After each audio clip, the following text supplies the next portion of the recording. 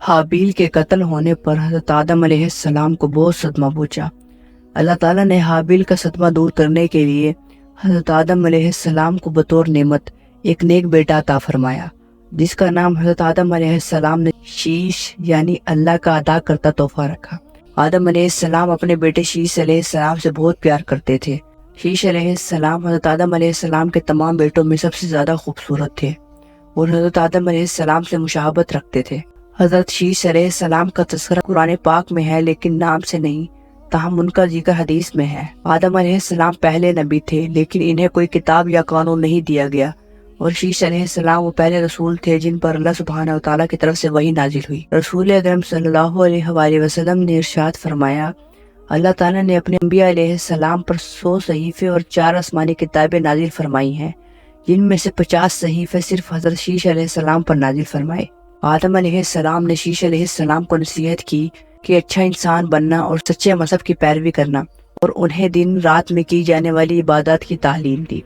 آدم علیہ السلام نے فرمایا کہ شادی کرتے ہوئے ہوشیار ہونا۔ انہوں نے عرض کی کہ ایک نیک بیوی تلاش کرو تاکہ ان کی اولاد صالح ہو۔ روایتوں میں ہے کہ حضرت شیش علیہ السلام تنہا پیدا ہوئے تھے، اس لیے اللہ سبحانہ وتعالیٰ نے ان کے لیے جنت سے حور بھیجی تھی جن سے ان کا نکاح ہوا۔ حضرت آدم علیہ السلام کے انتقال کے بعد اللہ رب العزت نے حضرت شیش علیہ السلام کو نبوت کے عہدے پر سرفراز فرمایا۔ حضرت شیش علیہ السلام نے اپنی والد کی وفات کے بعد ان کے نقش قدم پر چلتے ہوئے لوگوں کو راہ راست پر لانے کی پوری کوشش کی۔ حابیل اپنے بھائی کو قتل کرنے کے بعد اپنی اولاد کو لے کر اپنے خاندان سے دور چلا گیا تھا اور وہیں سکونت اختیار کر لی تھی۔ اہل قابیل کے مرد بالکل خوبصورت نہیں تھے لیکن عورتیں بہت پرکشش تھی۔ اہل شیش علیہ السلام کے مرد خوبصورت تھے لیکن عورتیں خوبصورت نہیں تھی۔ کہا جاتا ہے کہ ابلیس بنی نوع انسان کو گمراہ کرنے کے لیے خوبصورت آدمی کی شکل میں شامل ہوا کیونکہ وہ ان کو گناہ میں ملوث کرنا چاہتا تھا۔ اس نے ملازمت مانگی، ابلیس نے پھر انہیں گمراہ کرنا شروع کر دیا۔ اس نے سب سے پہلے بانسری جیسی چیز پھونکنا شروع کی جس سے ایک انوکھی آواز پیدا ہوئی۔ سب حیران ہو کر باہر نکل آئے کیونکہ ایسی آواز انہوں نے کبھی نہیں سنی تھی۔ ابلیس کے پاس ایک ڈول بھی تھا جسے وہ پیٹتا تھا۔ لوگ ان آوازوں سے لطف اندوز ہونے لگے کیونکہ یہ ان کے لیے خوشگوار تھی۔ قابیل کے لوگ مکمل طور پر شیطان کے قابو میں تھے اور زنا اور موسیقی میں مشغول تھے۔ وہ پارٹی کرتے اور رات گئے تک جاگتے تھے اور موسیقی پر رقص کرتے تھے۔ یہ موسیقی اور آلات موسیقی کا آغاز تھا۔ شیطان نے انہیں اللہ سبحانہ وتعالیٰ کے قوانین کو بھلا دیا تھا۔ حضرت شیش علیہ السلام نے اپنی تعلیمات کو جاری رکھا اور اپنی قوم کو اسلام میں حقوق اور برائیوں کے بارے میں یاد دلایا۔ تاہم ان کے بہت سے لوگوں نے سوال کرنا شروع کر دیا کہ انہیں اپنے کزنز کے ساتھ گھلنے ملنے اور پارٹیوں میں شامل ہونے کی اجازت کیوں نہیں دی جاتی۔ ان میں سے چند لوگ چھپ کر عورتوں کو لے کر پارٹیوں پر نظر رکھتے تھے اور ابلیس کے جال میں پھنس گئے۔ قابیل کی عورتیں خوبصورت تھیں اور ایسے حسین مردوں کو دیکھ کر خوش ہوئی اور اپنی خوبصورتی دکھا کر انہیں پھنسا لیا۔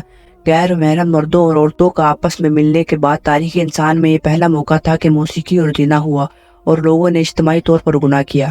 شیش علیہ السلام کے کچھ پیروکار خوبصورت نوجوان عورتوں کے ساتھ موسیقی اور محفلوں سے لطف اندوز ہونے لگے اور حقیقی راستہ بھول گئے۔ وہ واپس آئے اور دوسرے آدمیوں کو سب کچھ بتایا، کہنے لگے کہ وہ سب بہت مزے کی زندگی گزار رہے ہیں۔ چنانچہ بڑے گناہوں میں شامل ہونے لگے، اس کی وجہ سے انسان گمراہ ہو گئے اور بڑے گناہ کرنے لگے۔ اللہ سبحانہ وتعالیٰ نے قرآن مجید میں بتایا ہے، اے لوگو جو ایمان لائے ہیں، اسلام میں پورے داخل ہو جاؤ اور شیطان کے نقش قدم پر نہ چلو، بے شک وہ تمہارا مکمل دشمن ہے۔ شیطان نے اپنی سازشیں جاری رکھی اور لوگوں کو برے کام کرنے کا طریقہ سکھایا اور گنہگاروں میں اضافہ ہوتا گیا۔ حضرت شیش علیہ السلام نے ان کو صحیح راستہ دکھانے کی بہت کوششیں کی لیکن وہ جاہل تھے۔ جب ان کے موت کا وقت قریب آیا تو انہوں نے اپنے بیٹے انوش کے حق میں وصیت فرمائی۔ آخر کار حضرت شیش علیہ السلام 912 سال کی عمر میں انتقال فرما گئے۔ انوش نے اپنے انتقال سے پہلے دعوت و تبلیغ کی ذمہ داری اپنے بیٹے کینان کو سونپ دی۔